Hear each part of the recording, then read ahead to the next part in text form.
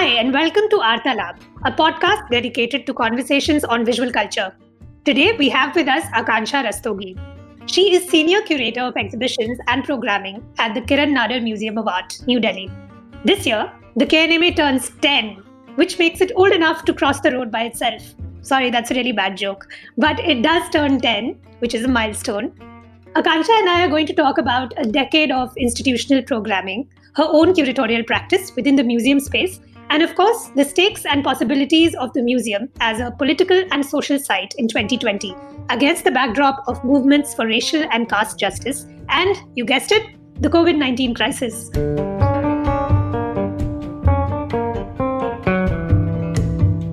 Welcome to the show, Akansha. It's great to have you with us.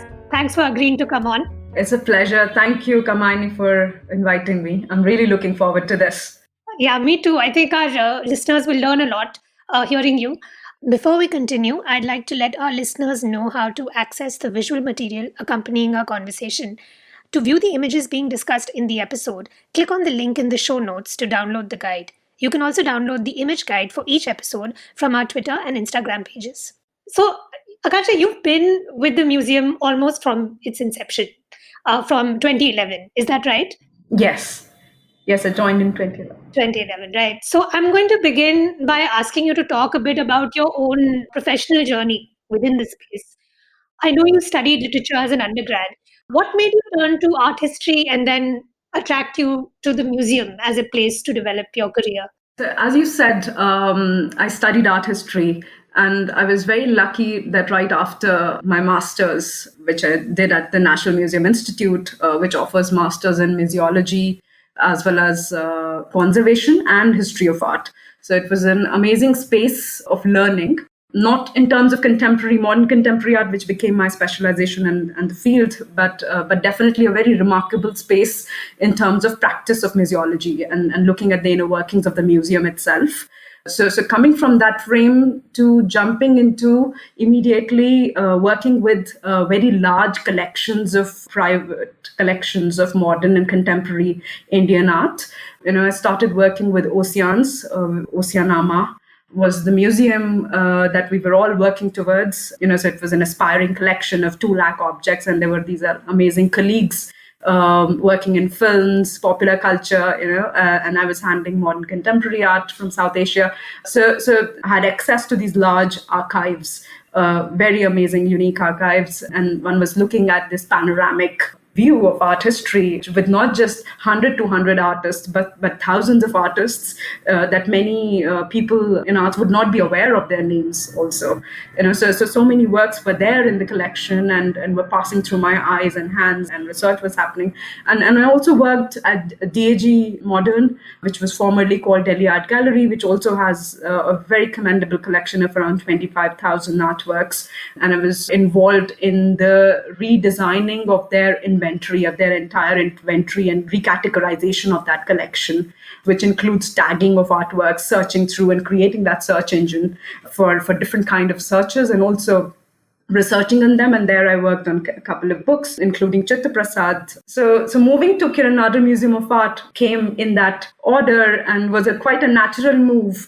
But at that point in time, the collection of the museum was very small, and it was still a very young aspirant museum with not a very, very clear focus, but with a very clear collection of 250 works. It was a huge privilege to be part of its inception and its institutional journey right at the beginning, and had that ability and luxury and privilege to figure out, evolve different departments, evolve different aspects of museum making and building. Mm-hmm. I mean, you're right. When you cut your teeth on institutions like the Oceans Collection and the DAG, then it does seem like it prepares you for taking on something like the first major private museum in India.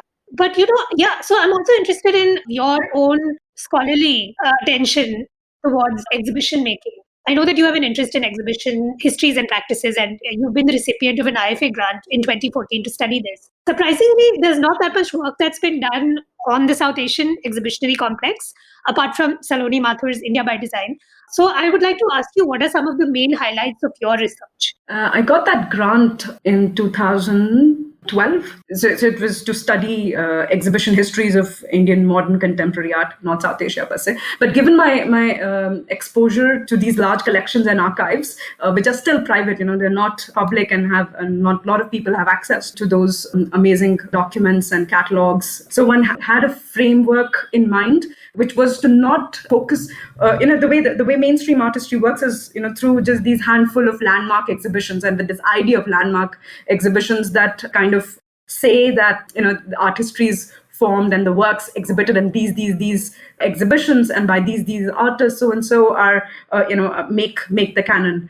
But one was at the same time exposed to this plethora of catalogs and minor histories, which do not make any kind of mention, are not mentioned in these other large narratives. So one was asking these questions, and one was asking these questions also about these artists and practices that do not necessarily fit into this large narrative. What happens to those? What happens to the questions that are being asked from different kinds of areas? Why are these margins and not the center? And what are these peripheries that are framed? So while asking these questions, one started looking at mapping and documentation as playing a very important role.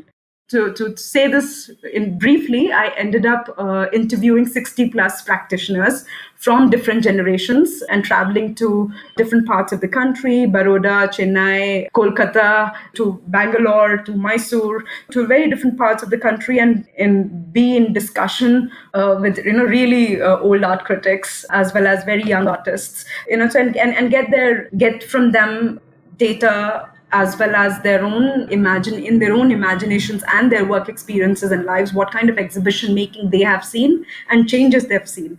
So I'm sitting on this huge archive and documentation again, and processing that through different essays, a series of essays, which I'm in the process of writing. Right. I was just going to ask when we're going to be able to access your research. I imagine some of it obviously comes through in your exhibitions and shorter form writing. But I was wondering if you would compile and publish the seemingly compendious collection of information, stories, anecdotes, critical frameworks that you've managed to cull during your time as a researcher with the IFA. And also, I think what's interesting is that what I'm interested in is to know how this has inflected or informed your curatorial approach within the museum space, because the museum is a fairly traditional exhibitionary model. I'm really interested to know how a curator intervenes and leaves their mark and sort of impresses upon the museum space their own research, or brings it into conversation with the space or the institutional mandate. Just so our audience knows, Akansha has curated 4 shows at the KNMA: Hanger for the Passerby, 2017, What Place is Kitchen, What Place Community, 2018, Smell Assembly, 2019, and Right to Laziness, 2020. Do you want to comment on how your research has contributed to your interventions within the museum? Before I talk about my role in the museum or ways of working and the way one has interpreted or reflected on the museum, I just want to spend a little time talking about contemporary art museum as such. Because the contemporary art museum as a category or as an entity and as an institutional form or institution also, it doesn't operate from a very secured identity or position of that of an antiquarian museum would.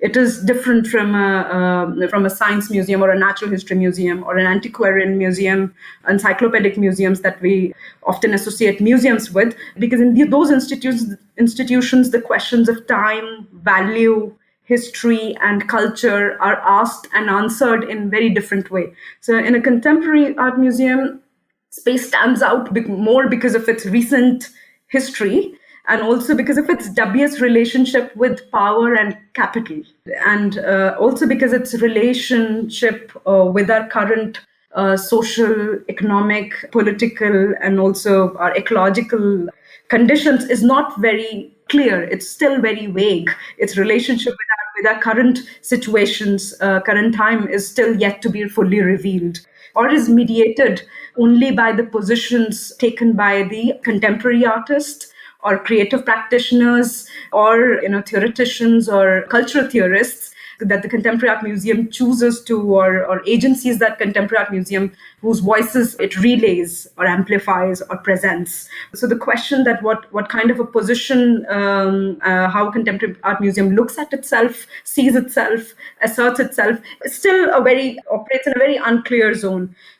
So having said that, that puts it in a very exciting position also, in the sense that it could be a vehicle of change in socially and culturally, but it could also be a representation or absorber of a lot of decadence, or reflector of whatever is going on. And also at the same time, a kind of place where new disciplines can take birth, new conversations can happen, where different worldviews which do not find their place elsewhere in the world can happen here. So it is both a kind of a holder, and when I say holder, I mean it in two ways, like of course a container in which you can place art objects and ideas and things, but it is also a placeholder for things that are yet to be fully named, that have not. So in that sense, it is also a placeholder for a lot of abstract things. And that abstraction is very important. And it can stay with that abstraction for a very long time. And for me as a curator, I've always approached this idea of Contemporary Art Museum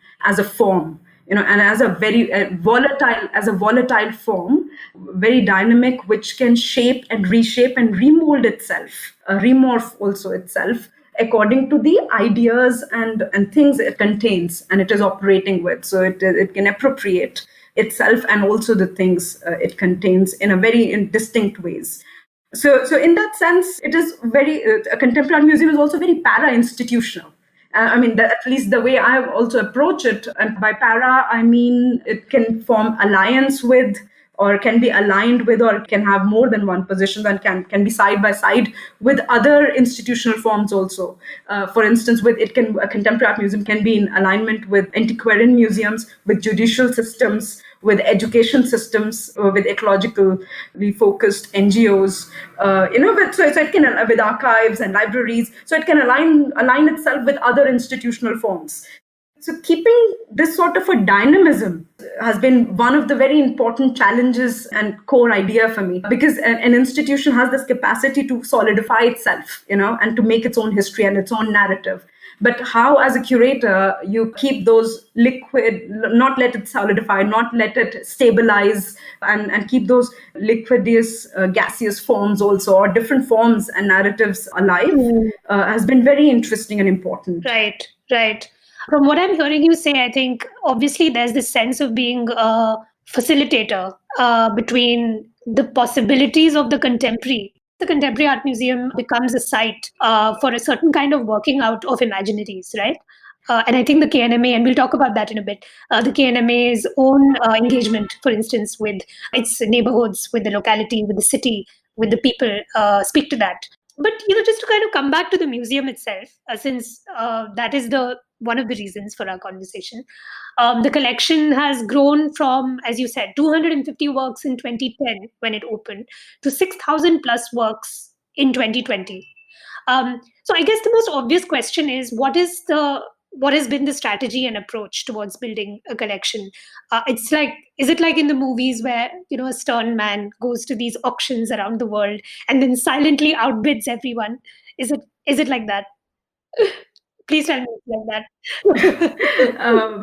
So it's like saying, so the way we have taken and absorbed it and talked and learned about it, it's a museum not as a ready-made space.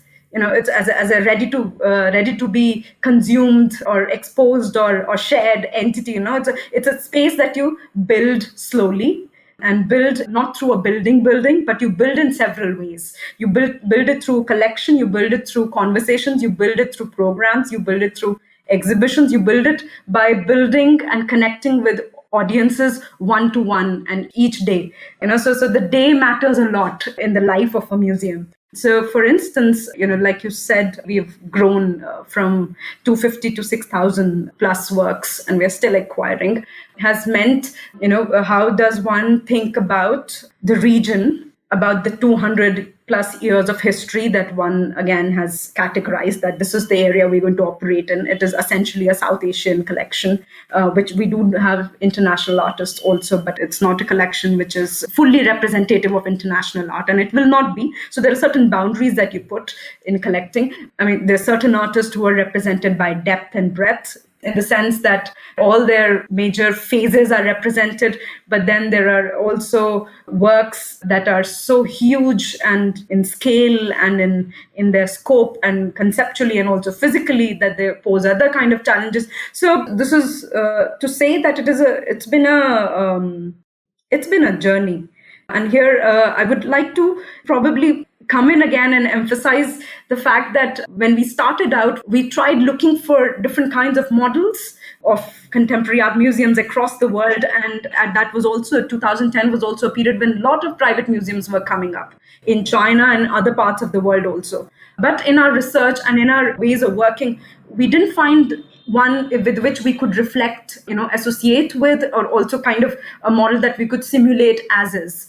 So we had to work ourselves in a certain way to figure out our own modalities. So for instance, like to respond to the art ecology in which we are operating. This is still an art scene which is funded largely by the artists themselves. Yeah, I mean, I actually just want to know, is there any incident that comes to mind in terms of acquiring works that really stands out? Like, like it was difficult to get that work, but we got it in the end.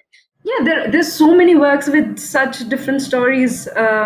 So, remember when we had just opened in 2010 and 11, 10 we opened in Noida, and in 11 we opened in Saket, and that's when I joined. And at that point in time, we were making these 1 year long exhibitions. We would make one exhibition that would go on for a year. So, and the collection was also very small. So there were different analogies being or examples being put to us. Like, there was a lot of skepticism within the art audience, within the art fraternity, and also a kind of because it's a private museum, so there are lots of questions being asked. The transition to a museum acquisition process has been a really long and interesting one. So one work that's coming to my mind is, we had acquired, the Shiba Chachi's installation, which was exhibited as part of 48 degree Celsius huge public art festival organized by Coach at the Delhi Public. It was a site-specific work of the water diviner, first installed at the Delhi Public Library. So when we acquired that work, and it also won a prize in Singapore, and were to install it in 2013 at the museum, the context and the work completely changes. There were these thousands and thousands of books that we had to acquire also, and now to store them and also to take care of them. So materially, the works have been very challenging, and like even Bhartikir's Elephant, and we came to be known by that work a lot among schools. We came to be known as Hathiwala Museum. Those because of that Bindi work. But that's kind of nice. Like when you're adopted by people, like everyone knows Hathiwala Museum has this sweet, folksy kind of quality to it. People remember you. That's nice. I mean, this was before the KNMA really came into its own. This was in its early years. Yeah. Yeah, but most of these works also present like a huge challenge in terms of their storage, also in terms of their conservation, because very little effort and has been put, or resources have been put into thinking about the mediums and materials used by contemporary artists and preserving them for future. So we have been in dialogue with a lot of conservators on that aspect. I mean, since we acquired these very, very challenging works.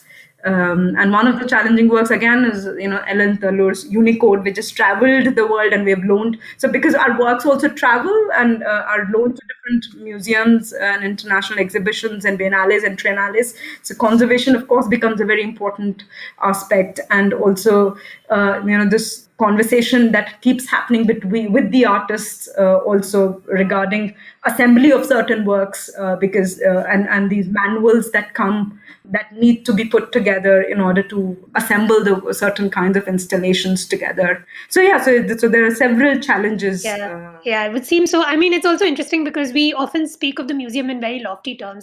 But actually, like this, it's a very labor-intensive and administratively challenging job. It's actually not just a day. It seems like there are different scales of time on which the museum seems to operate.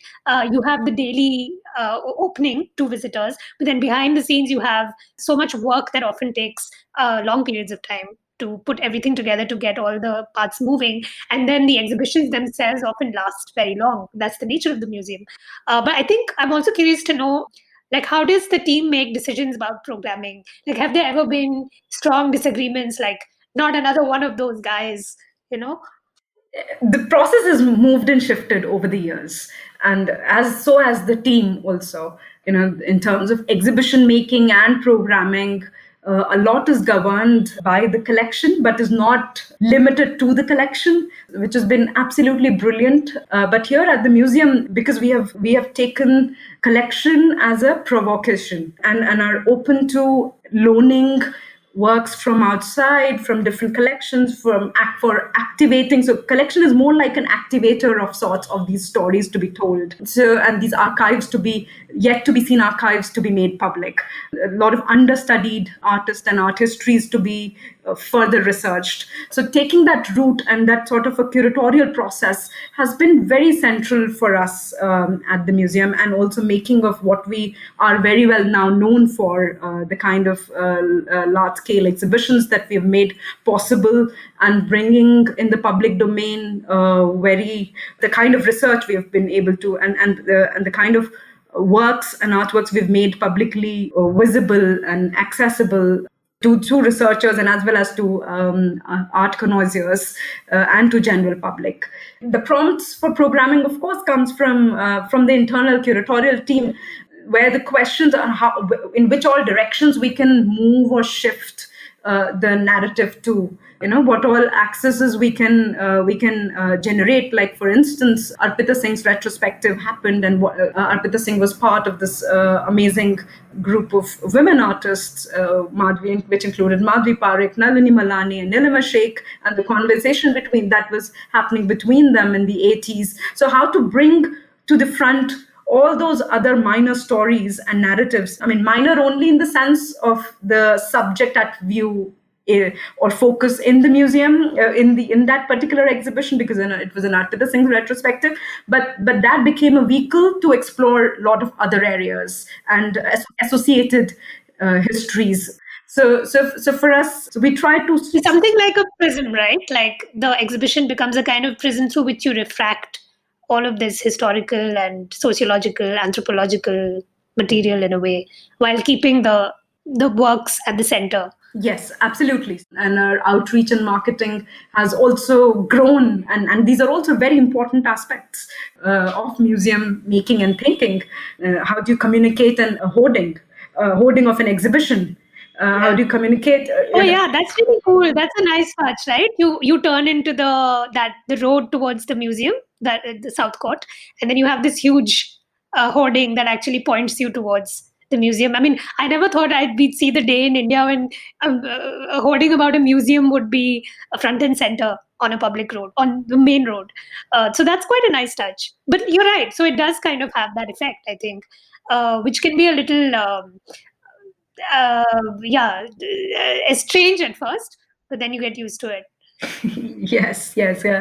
So, but we were completely bowled over when we started thinking about, like, how to communicate the idea of an exhibition through an image.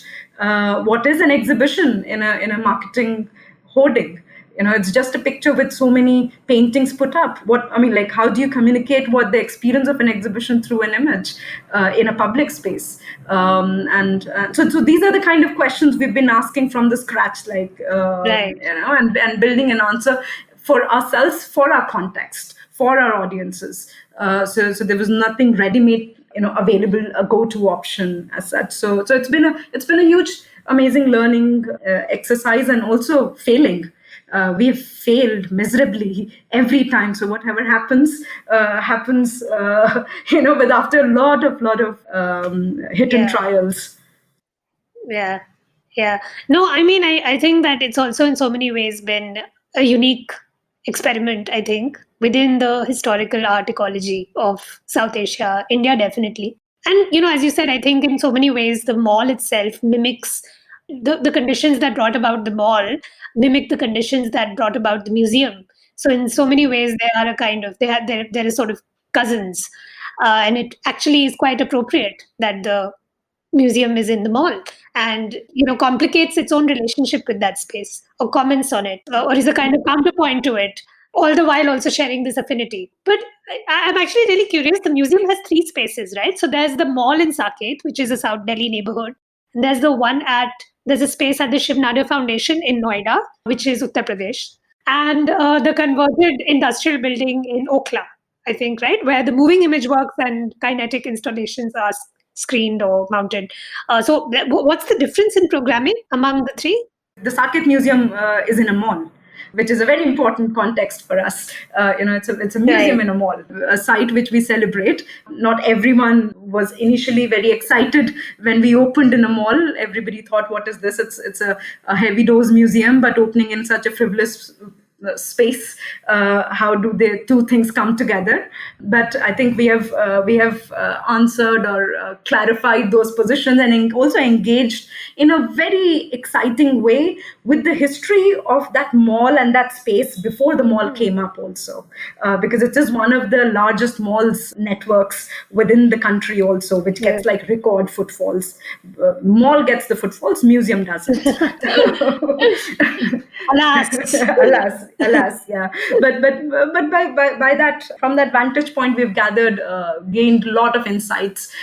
In that Inhabiting the Museum performance series, there was a performance that I commissioned by Nikhil Chopra, which was called Blackening 5, and where he made that research of this ecology. And he had done a performance many years ago as part of Khoj Live Festival at Khoj, which is across the road.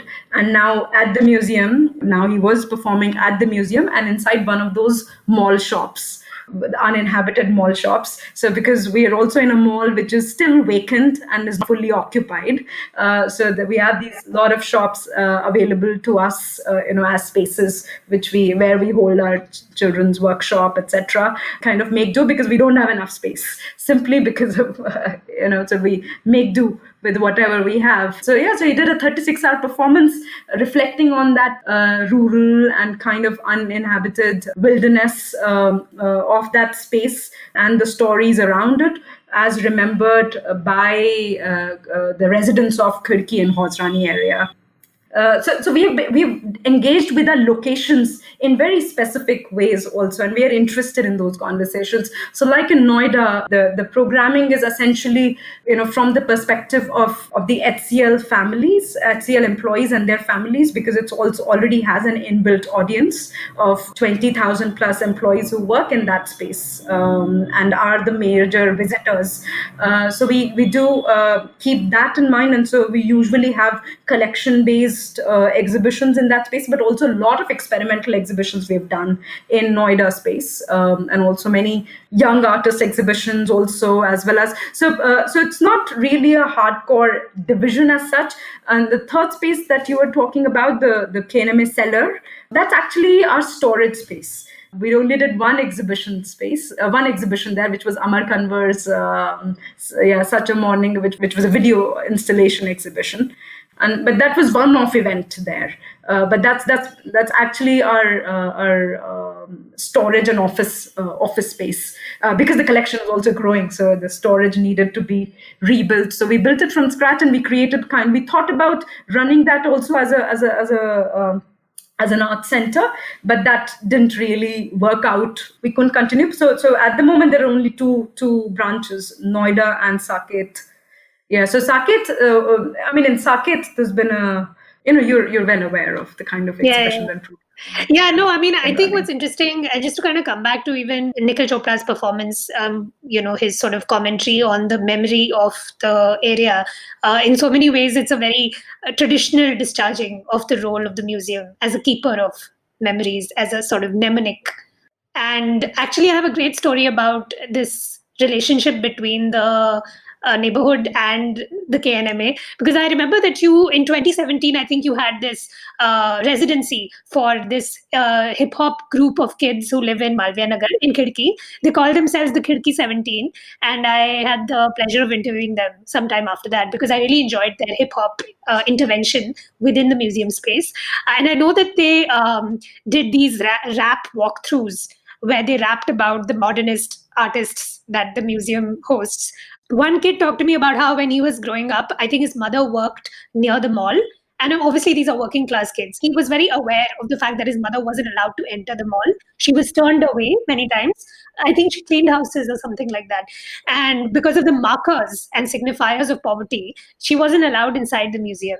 And that really stayed with him. And then as a teenager, when he got the chance to perform at the KNMA, he felt so empowered because the museum afforded that. And it's kind of ironic because it's within the same kind of complex. So anyway, yeah, I mean, just a kind of, I remembered this anecdote, so I thought I'd share it with you. But yeah, I agree with you. I mean, it's, there are many enthusiasms that animate the museum, and some of them you've obviously talked about. I also want to kind of come back to some of the major highlights of programming at the KNMA over the past 10 years. Obviously, we can't cover everything, but I do want to talk about the retrospectives because I think that those are the shows that people most associate with the KNMA. All of them have been curated by Rubina Karude. I'm going to just run through the list for the sake of time and context. Nasreen Mohammadi, Nalini Malani, Himmat Shah, Jairam Patel, Rameshwar Bruta, Divan Sundaram, and Arpita Singh. I think sound like I'm announcing lottery winning numbers. But yeah, so all of these people, all of these artists have had retrospectives at the KNMA. I think I want to know, I'm most curious to know what are some of the challenges of sourcing not only the artworks, but also private documents like Nasreen Mohammadi's letters or personal artifacts like her desk, or works that haven't been displayed in decades or ever, like Himmat Shah's silver paintings or Vivan Sundaram's pop art paintings. Is there a particularly memorable moment from any of these retrospectives that really stands out for you in terms of acquiring the work? Yes. Thank you for that anecdote also. That was a really touching one. And these retrospectives have been absolutely a delight to work on and assist Rubina on these amazing large scale exhibitions where the sheer number of works that we have sourced and loaned has been nightmarish almost. The challenges, apart from sourcing, has also been to look at. So one anecdote that's coming to my mind immediately is with Arpita Singh's exhibition. We had loaned around 25 works which were coming from abroad. And because of the customs problem, I mean, we had laid out the exhibition, and Rubina knew where these works are going, but still, because of some issues, the works could only arrive before the night of opening of the exhibition. So, which was Wow. a huge, and these huge 25 works coming from I think it's really Japan and from US. And very important works. So we left the place for them, and she mounted the exhibition the whole night. We waited, so there's been so many sleepless nights that all of us have spent at the museum, and just out of sheer love and passion. So sometimes these sort of challenges also shape the exhibition a bit differently. And of course, I think Rubina's experience in that comes very handy in able to envision and also manage with these limitations, without the works and with these limitations. It's a huge it was like right at the edge. So work keeps happening at the right till the edge, the challenges, apart from sourcing, has also been to look at how to present the very idea of retrospective, not just as a looking back at an oeuvre and at a life of these really important artists whose work has not been institutionally looked at. By now these artists, all the like Nalini Malani, Vivan Sundaram, Arpita Singh, they should have had these large retrospectives already. But I'm glad KNMA got a chance to work on them and comprehensively present their roofs. But alongside making these large formulations and making these work accessible, the question that we've been asking ourselves is more about presentation of these narratives and the larger art history. So how do we activate those ancillary questions alongside? So, for instance, immediately what's coming to my mind is when you said Vivan Sundaram was retrospective, it was huge. And we brought in works from London, and there are so many unseen works. And he's one artist who has exhibited a lot and has been written about a lot, and rightly so, and has been exposed and written about like in every which way possible. But still, to see his experiments in different mediums all together presented an absolutely different picture of his interventions into the art scene in a really remarkable contribution that he has made. So one incident that's coming to my mind is like, you remember these engine oil charcoal drawings that he had done in the 90s. And we sourced them from very different patrons and collectors, and they were being exhibited together also, and they were being exhibited per se after 30 years. So when the work started arriving, and we started matching them with the high-res images that Vivan had made accessible and available to us, we noticed that the works had changed because he had used engine oil. And he'd used and mixed it with charcoal, so its effect on paper had changed the work quite dramatically. Also, so these absolutely brilliant, beautiful drawings and experiments looked. Some of them had changed and looked quite different. So of course we got them all photographed and looked by some conservators, but just exhibiting them. I mean, it was a discovery even for Vivan, So each time we are mounting these retrospectives, and each time we're bringing these bodies of work together and into the public domain, there's this huge exercise of reframing, conserving, relooking that is happening, which gives a different kind of a sets of information. And similarly, with Nasreen Mohammadi's works, there are huge stakes involved, and coordination with different galleries, as well as lenders, as well as organizations and estates of the artists who are helping us, because obviously it's not possible to do this all by ourselves. And our museum team, my colleagues, have been have to work day and night figuring all of this out, and it's a huge logistical exercise and coordination exercise involving many agencies and agents involved in it. So sourcing Nasreen Mohammadi's diaries was extremely difficult.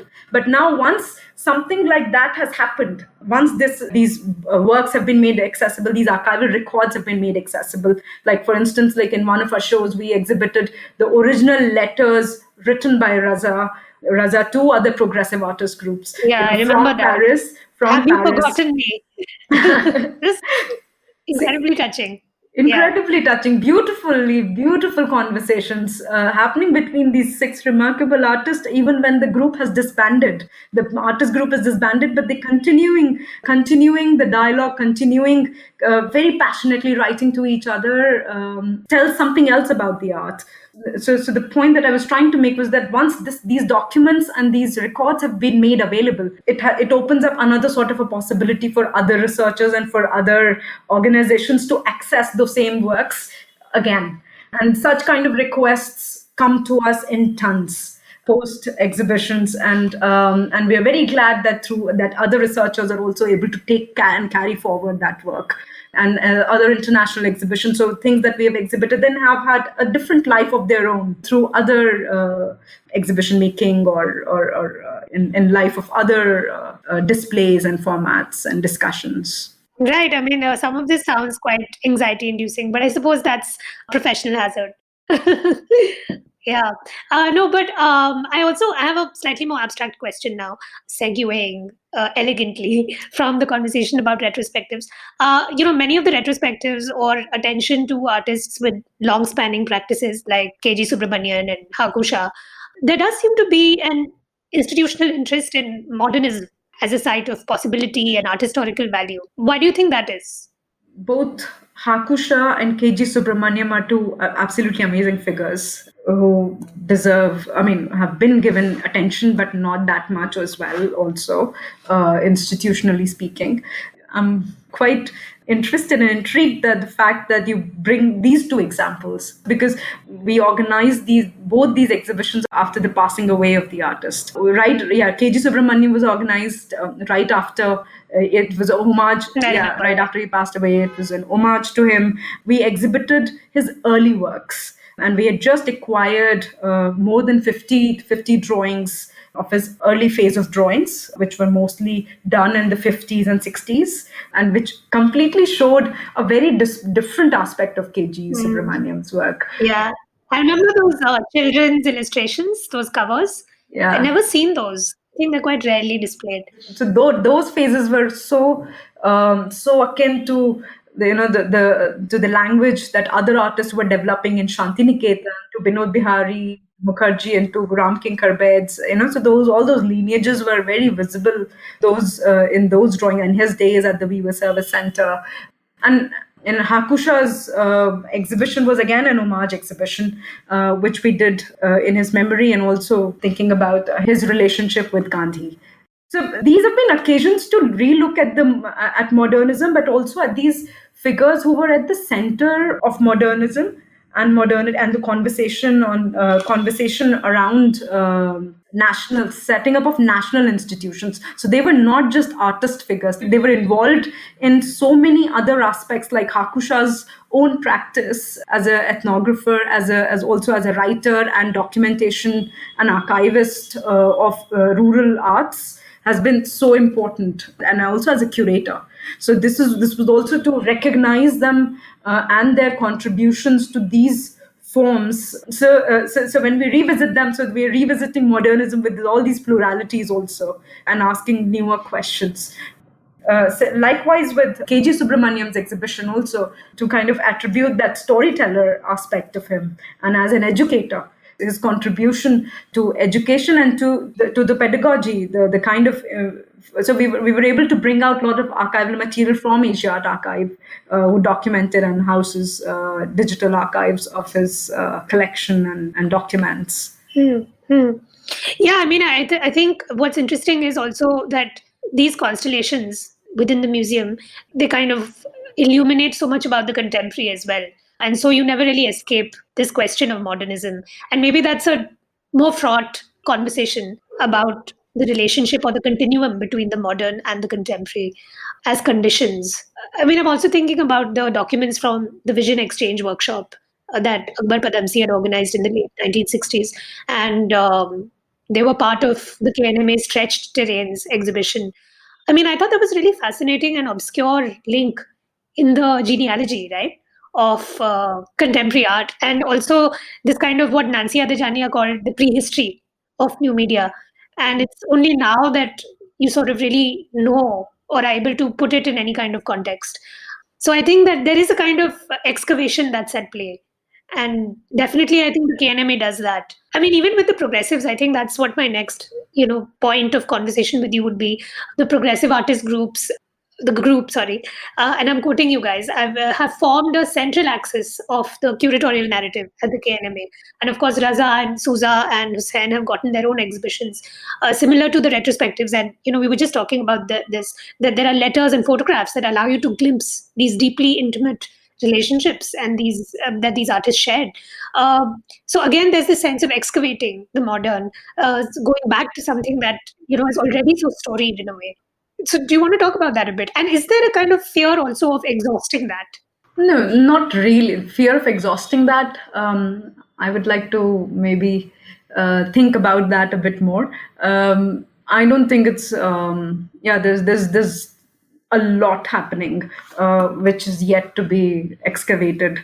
But what's been exciting for us, that each time we've made these excavations, or each time we have put these documents out, it's been through a new lens and a new approach, which illuminates and gives a methodology of approaching the present, and has a bearing on contemporary art and culture. Has a bearing like this example that you made of Visions Exchange document.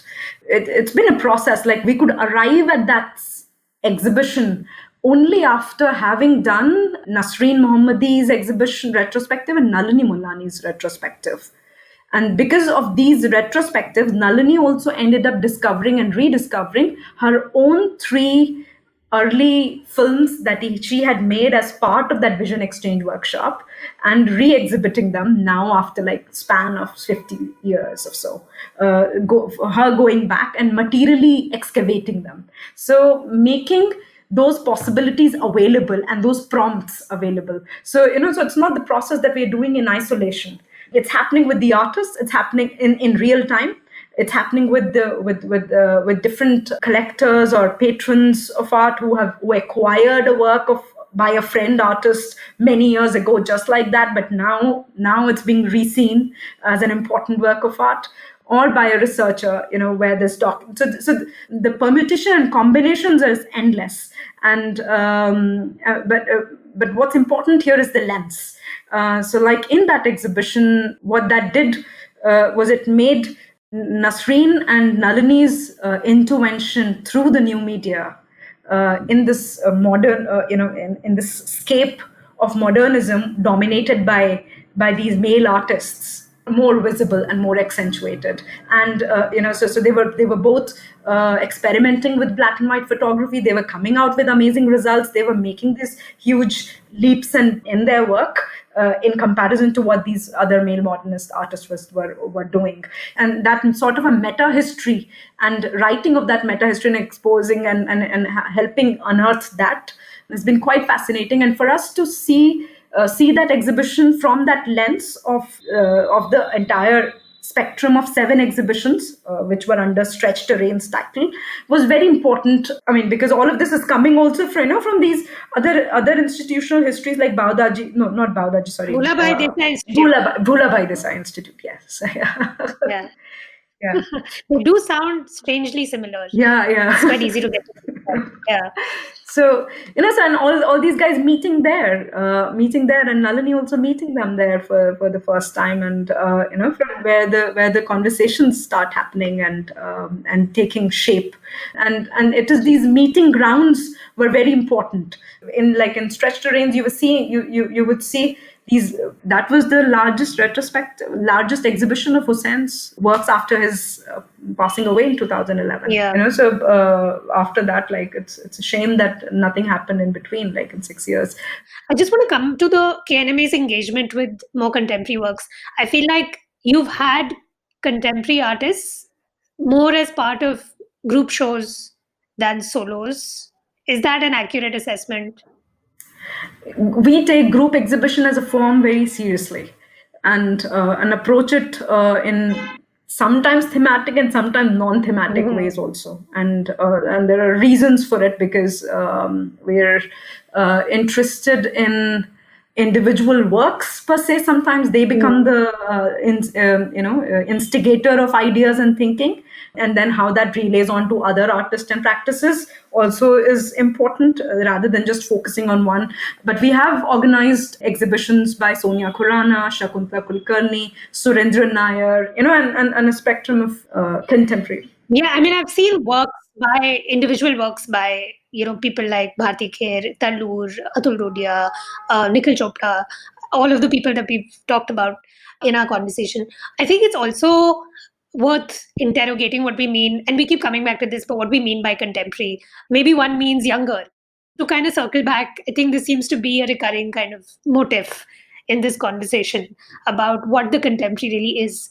I'm very interested in this category of the young itself, not only as a age, but also as a conceptual category of of a certain kind of agility and anxiety and or alertness, that all of that comes with this idea of youthfulness as a place.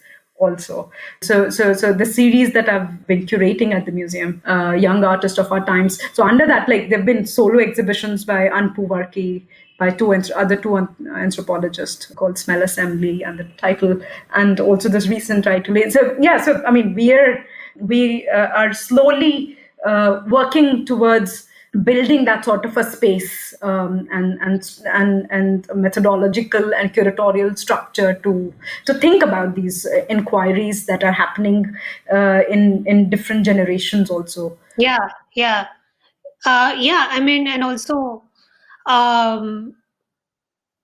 this idea of the young artist itself is so much purchase in the art world, particularly, right? You have to be under a certain age to be called a young artist and be eligible for like every grant and fellowship. Maybe I'm wrong. But yeah, you're probably onto something with that whole, with thinking about youth as a conceptual category. But yeah, sorry. I know what you mean. I know what you mean. Such a disease. But this thing about youth also made me think about old media and young media. We did an exhibition called Delirium and Equilibrium, which was around these kinetic objects and videos and films. And it was a second part exhibition of around the same medium of video art and video installation. So the first part happened in Noida. It was under the title Enactments. And so we tried to mediatically look at it, but also there, finding several shifts in the process, like the way the documentary film has undergone so many changes, from Amar Kanwar's practice to Naeem Mohammed to many other artists who are in that sort of working in that sort of a spread and space and scope of multiple channels. But also, these are more famous artists, but there are many more practices who are working alongside, and where are those, and how are they getting exhibited, etc. And that's also bringing them forth also requires a lot of working. And we are invested intellectually and curatorially and resource-wise also in doing that work also, but bringing them in the solid frame. Yeah, in a way appropriate to their density, perhaps. The museum as an exhibitionary space has a history which is rooted in colonial violence. Occupiers took treasures and objects from their original owners or makers without their consent and placed them in foreign locations. Within India and its art historical narrative of modernism, one of the categories that becomes particularly vexatious is that of the indigenous. And again, this has a complicated relationship to the contemporary. Once again, the KNMA mounted a solo show of the late Adivasi artist Jangat Singh Sham called A Conjurer's Archive. It was not curated by an Adivasi curator. In light of this complex relationship, fraught relationship, unpleasant relationship that Indian modernism has with indigenous art, Adivasi art, which replicates that which European modernism had with art of their colonies.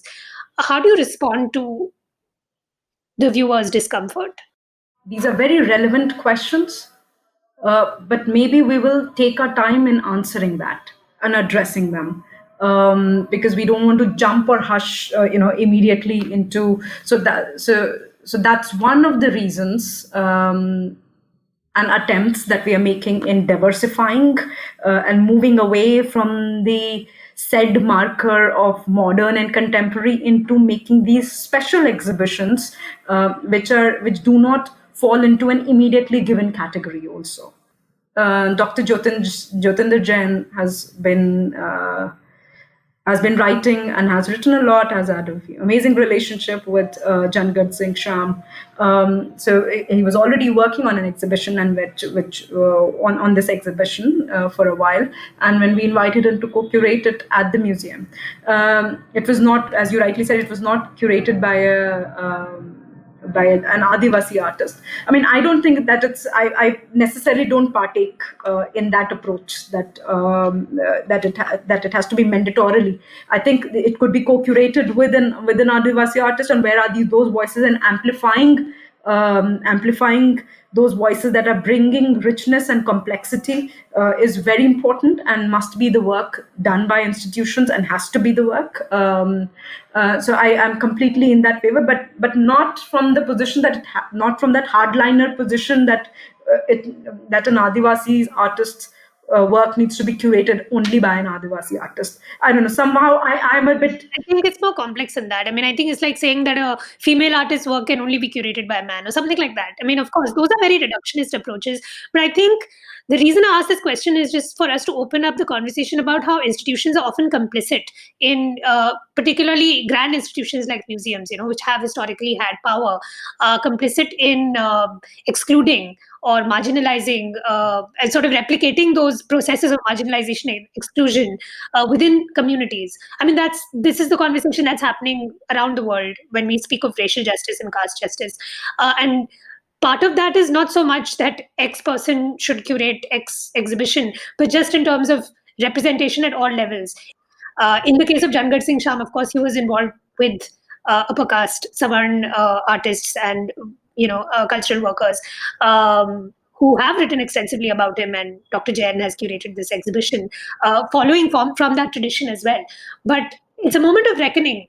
Within that exhibition, so it's been under the category of the special exhibitions, where we are slowly moving out from our comfort zone and trying to figure out these other areas. So we don't find ourselves completely equipped with that sort of a vocabulary and richness, that the specializations that these exhibitions also require, and the research, and also reaching out to those specific individuals who have, the voices, like you're mentioning, Adivasi scholars, or voices who might be important and should be brought out alongside. So this is one step towards that direction. Not to say that, of course, it lacks a lot of things, but it is towards that direction. It's not, I completely acknowledge that. Yeah, I mean, do you think the museum is doing enough to platform Bahujan art workers? I would rephrase that question to think about other forms of marginalizations also. Like, for instance, like if one was to ask, we have done more than equal number of retrospectives of women artists than male artists, etc. But that's still, I don't know. Somehow I find myself a bit uncomfortable in addressing it frontally. Is museum doing enough for Bahujan artists? No. It's not doing enough. Yeah. It's not doing enough. If one is to, but somehow that question and that answer, my answer also makes me a bit uncomfortable, and I wonder why. And I would like to question myself and critique myself also, but not with the guilt, that the kind of guilt and the pressure that this current time poses onto the institutions right now. It's a time to answer it, it's time to address it, and it's time to delve into it. But I would still like to, at least for my own curatorial frameworks, find an answer in that complexity that I was talking about. And at least I know, like in my curatorial practice, I'm trying to address that. Like right to laziness just also takes into these forms of public pedagogies available into account, into its framework, and as facilitate these conversations. Yeah. These are, of course, complicated questions, and also, there's always a danger of reification by a tokenism, by virtue of this approach. Because that also often becomes a part of institutional strategies, right? Which is being criticized. Like in the West, you'll have Black curators curate Black artists, and that's all they are really allowed to do, right? This kind of hardening around identity. These movements are really arguments for including marginalized people within positions of power rather than any one kind of symbolic office, but just to have that plurality of voices within historically elite institutions. This has to be a matter of principles, whether it's feminism or an anti caste ideology. not cosmetics. And I just want to mention here that uh, it's not quite correct to compare the Western contemporary art museums or that sort of a model to or the questions that they are facing right now to with what we are, the positions that and situations we are in right now in South Asia or in India per se. And because what you're asking is also a question of accountability, and accountability is not built in a day. Like and it's a very serious question of accountability, and I think that deserves attention in itself. Like, how do you build accountability in the systems, in institutional systems, or systems, quasi institutions that call themselves and take on certain responsibilities suo moto, like on their own accord, in their own ways. So if we've had for example, if we've had private funding or into the arts consistently for like 50 years or so, or then certain kind of measures of accountability would have been built into it. Like, just at the moment, just that simple continuity itself is under question. We haven't had private institutions of art that have lasted more than a decade or so, or have had a longer history or consistent amount of work. And so like at the moment at the museum, I mean, I'm taking that example because we are talking about KNMA also. In our 10 years of our journey, so the continuity plus this building of an accountability to the audience and to this public that we imagine, because it's also an imaginary public. There was no public per se that existed before the museum existed. Also because there was no dialogue for us, like so this imaginary public and this new public that we're and this art fraternity that we think we are in dialogue with. It's a reciprocal relationship. And the kind of the mechanisms of accountability need to be built, and and that's a process. That's a process in which artists and creative practitioners also need to partake in, and they cannot just simply be asking. They cannot simply be ranting. It needs to be asked systematically. It needs to be asked systematically through questions, through open letters, through addressal, through discursively. That's how you build accountability into the systems. When you make systems accountable to you and you make them answer. And making them answer is a very systematic process. It's a form. Accountability is also a form, like what Me Too did, or Me Too movement did in the larger framework. It literally shook, and it did very essential work. But then how it is carried out further is important. And that onus remains on everyone. The onus is not just on the institution. It cannot be just deflected onto the institution. I mean, it's actually, whether it's sexual harassment or caste-based harassment or lack of inclusivity across different axes of marginalization. These are systemic issues, and our institutions and culture sector obviously reflect how our society is configured, right? And it's really a labor rights issue, which gets transmuted under capitalism into questions of identity and into these piecemeal sides of aggression. Like sexual harassment isn't disconnected from the larger issue of labor rights, right?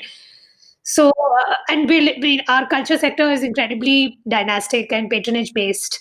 And people talk about this in the context of the film industry a lot, nepotism, or they think the worst of that world, of the world of glamour. But really, it's a question of an unorganized sector without the systems in place, and the unions in place, without respect for labor, without respect for workers. And the manifestation of that is things like people being harassed and sexually assaulted, or not being paid fair wages, or being exploited for their work. they're all, of course, related, interrelated. So I agree with you that it is a structural and systemic failure, and it obviously doesn't just have to do with institutions. But I think that a lot of anger is easily displaced onto institutions because they become the markers and the kind of symbols of any particular industry. In the art world's case, museums, galleries become sites that people are able to project their anger onto. Um, but while we're on the topic, I do want to ask, why was Subodh Gupta's line of control removed from the premises of the museum within 6 months, I think, after he was named in Me Too? It was not exactly, it was not because of the Me Too allegations against him, the kind of, this, I think we've said this before, or I think Mrs. Nadar or Ravina has said this publicly also before.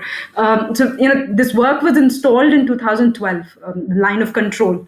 And in the foyer of the malls, Southcourt Mall, in which the museum is located right now in Saket, and so it was an agreement, obviously, because it is not our property or our place. It's such a huge work, and it was an agreement with and permission with the mall authorities. And when we had also installed the work, there was a considerable amount of engineering work that had gone into it in terms of just reinforcing the floor, and the parking lot, in order to take that 20-ton work. It's a huge engineering feat, so it took several months to install it, and it obviously would have taken several months to deinstall it. So our agreement with the mall was expiring, and and there are teams that had come from London, who we have been in conversation, who had installed the work at Tate Trinale many years ago in 2010 or 11. So it's the same team who was equipped with handling that work and knows the paths in which. So it was more of a logistical issue, because this was already planned at that time. It was coincidental that it happened at the same time. But having said that, museum has been very much in support of the Me Too movement, and we've been also been part of the meetings organized by Culture Workers Trust Association, which formed in the wake of this all of this, and a very important initiative looking at both sexual harassment in workspace and in defining the idea of workspace also, because it does become informal, and the question of anonymity, and also labor issues, and other associated work related and professional.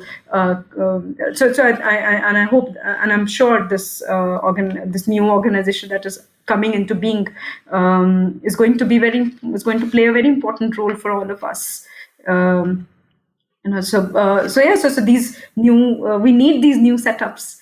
These are the setups that can make institutions that are part of that accountability building.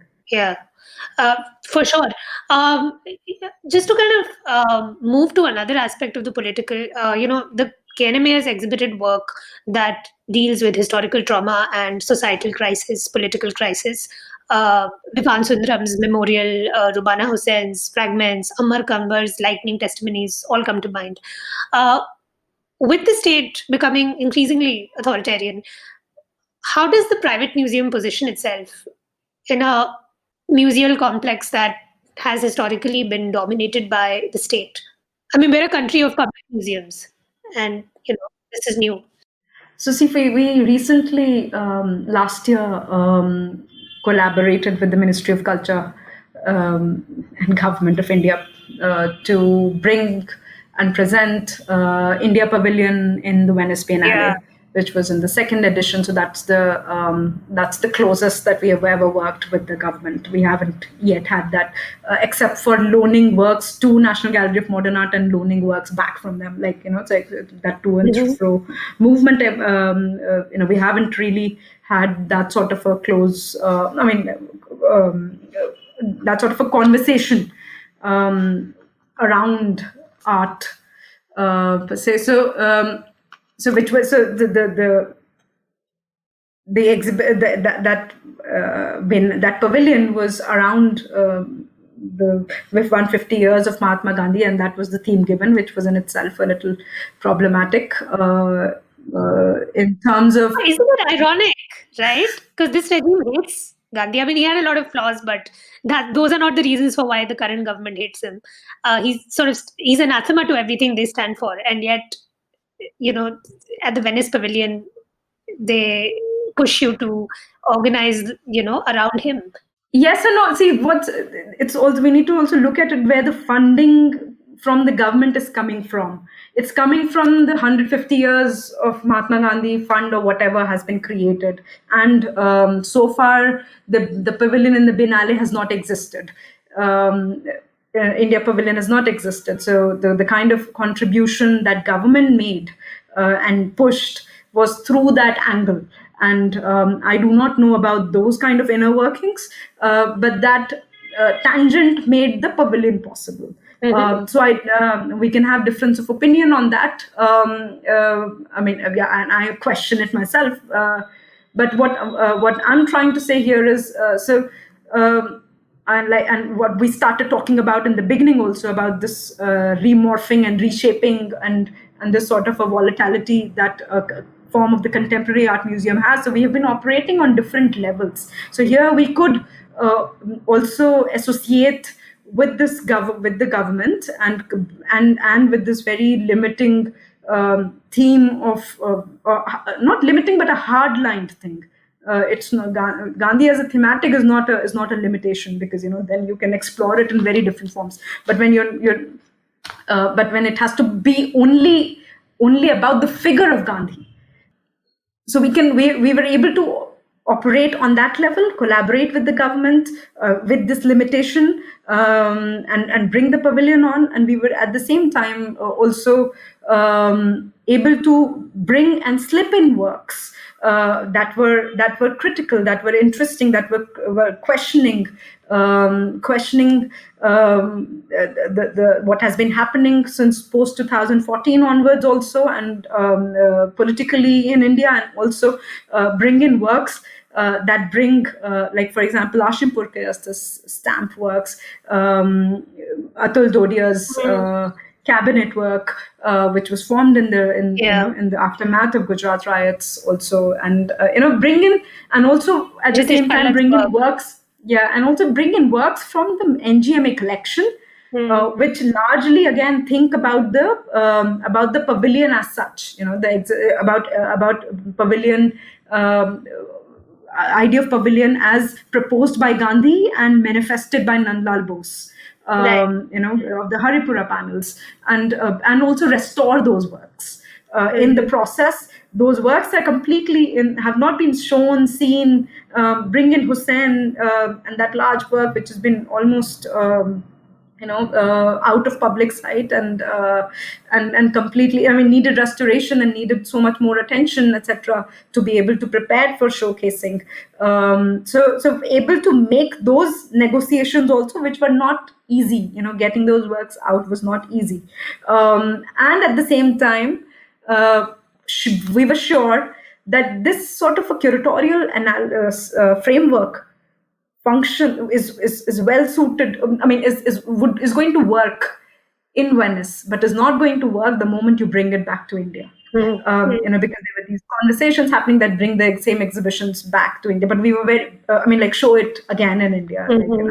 But we were very clear that sort of it will not work, and the reason why it will not work is also because we are cognizant of the fact that you cannot see Gandhi alone anymore. You have to see him with Ambedkar, with Patel, with other figures, with lots of debates that have opened up and unfolded in the political and social sciences and other spectrums. We have to acknowledge and bring in those voices and build in and rework on it completely. So what I'm trying to point out here is as a museum, we've been able to operate in all these levels also, and yet retain that voice and an understanding that something can work here, something cannot work here. cannot work in another context, and say no to that also. But it's a lot of negotiations that take place, which happen very slowly and softly, and in ways that are not one person. There's been a huge furor in the US and Europe regarding the source of funding for museums. People on museum boards have been protested into resigning because of their ties to companies that violate human rights. Given the closeness between the ruling party and industrialists in India, how do you think a corporate funded museum reconciles itself with this necessity of art being a site of resistance? Is it possible? How do you do it? Yeah, I think we do it by curating, and of course it's a site of resistance. And I think the kind of curatorial propositions in the last 10 years we've been able to bring out from the exhibition, Is It What You Think, to which was exactly talking about post-Babri Masjid demolition moment and the practices that evolved, activist-based practices that evolved in the 90s, to the kind of the exhibition that I've curated at the museum right now, called Right to Laziness, and our viewers can actually our listeners can go online on knma.in, on our website, and take a virtual tour of the exhibitions currently. And so that exhibition looks at this entire December moment at Shaheen Bagh protest, and as well as also other forms of resistances built in. Yeah, no, so we have, of course. I mean, if museum has to be that size, has to be that site, has to perform, and there's a lot more work that needs to happen. Like at the moment, we're what I was talking about, accountability and the longevity of the institution. I think that matters a lot. Of course, the kind of issues and problems that a privately funded contemporary art museum would face are completely different from the problems that a government funded or a publicly funded art institution would face, and they differ. But the resolution the resolution could only be from the perspective of longevity. So far it's been good. The point of conflict comes when there are certain hardlinings happen within. So far we haven't reached that stage, and I think I'm quite curious about this question of commitments and commitments to certain visions, and keeping and as I was saying earlier, when we started this conversation, that I see my role more as an instigator, in terms of not letting the museum settle down. How long can one retain this unsettling feeling? Because the moment anything begins to solidify, it will. The other beautiful fragilities that at least I know and I've witnessed and I'm part of, and I experience in my journey in this institution, may get lost. So how to retain onto those and keep questioning more ideas is very important. Yeah, and that's the approach, and that and I keep finding ways of doing that, and I do that through curatorial, through my exhibitions, through my programs, through different kind of support systems that I help build. Speaking of unsettling feeling, in light of the COVID-19 crisis, I want to ask how the museum has been coping. It's been very difficult, almost an existential moment, because we are so much used to of this physical proximity to space, and the moment you take that away, it's a hole. You don't have the space. You don't have the space. I had a question about deaccessioning. Just your comments on this. I don't know how relevant it is for South Asia, but we know that in Europe and the United States, in North America, this is a very important issue within the museum space. Because of the pandemic, museums are having to sell their works in order to make ends meet, pay salaries, just keep the machine running. Uh, do you think that that there's a similar problem in the subcontinent? See, most of the museums are government run. So, state museums and national museums that we have are, I'm sure the smaller private museums and personal archives would suffer. But I think so far from this government funded institution, we haven't heard any such thing yet. So I don't think deaccessioning is that big an issue, but people losing jobs and institutions closing down, like these smaller institutions, that could be like, because the effect of the pandemic. I mean, we are still going through the phase, but the effect of the pandemic would be very long term and would be seen through the decade. This entire decade would be marred by that and by the economic repercussions of what you know.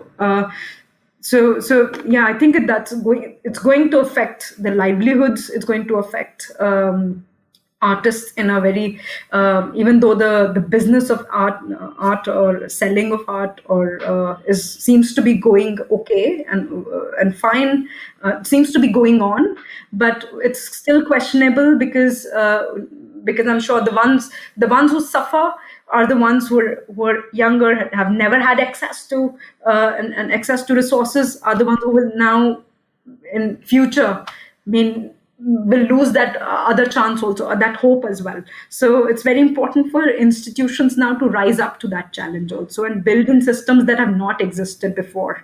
So because it has definitely exposed the hard realities that we knew for a very long time but had not addressed very directly. So it had but here, I mean, like for KNMA, we are very, very small. We are not that big an organization per se. It's a small set of people still managing it.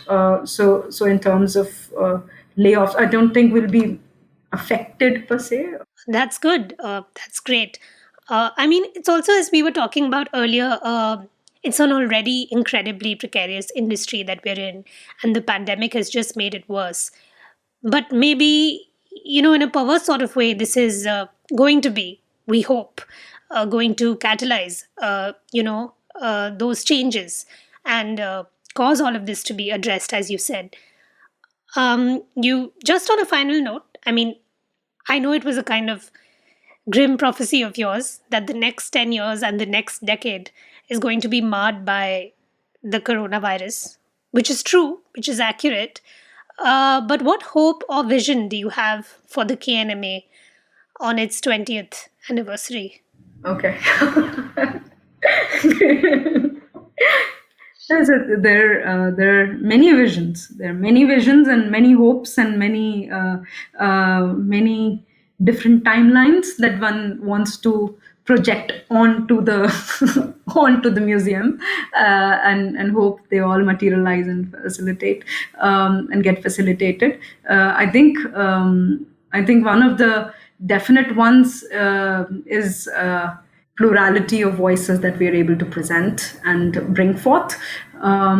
So far, like if last decade was more about was more of an internal monologue of thinking about ourselves and thinking about this museum form and where we can be now that we have established ourselves and figured out a way of working.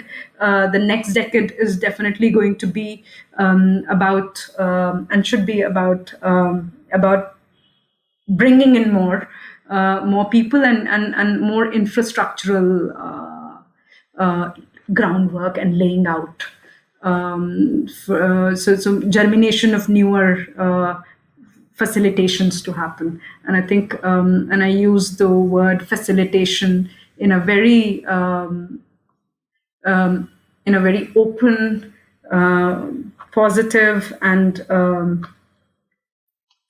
expanded way also. Like, so, I mean, reaching out to not just in terms of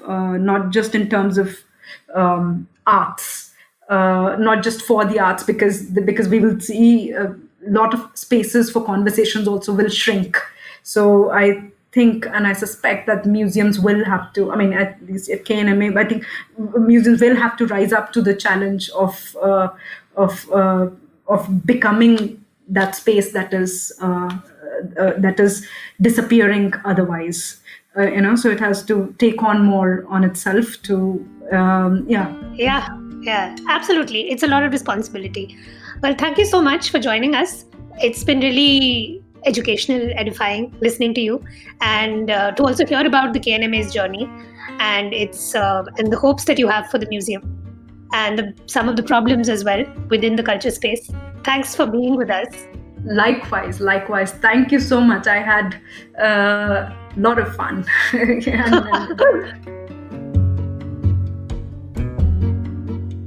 Thank you for tuning into Vartalap with the KNMA's Senior Curator, Akansha Rastogi. If you enjoyed the podcast, please like and share the episode over social media.